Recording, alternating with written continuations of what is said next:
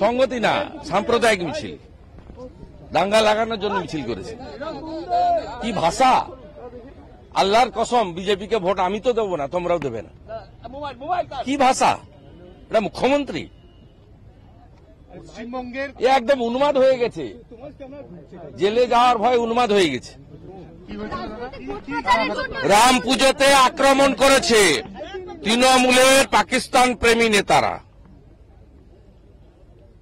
এরকম রাজ্যে 50টা ঘটনা ঘটেছে, 50, মোর দেন 50।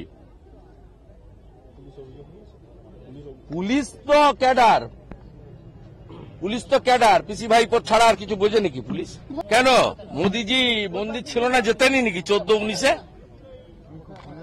ওই পাগল মমতার কথা শুনে বলছেন 14-19-এ মন্দির হয়নি, মোদিজি জেতেনি? কেন ওই নতুন কাজল আছে ডাকাত? কিচ্ছু করতে পারবে না। শুধু ভয় সন্ত্রাস কাটিয়ে দিলে আর এই মমতার পুলিশকে, এই বিনীত গোয়েলদের আর রাজীব কুমারদের প্যাকেট করতে হবে ভোটের সময়, তাহলে দেখবেন কি হয় পশ্চিমবঙ্গে।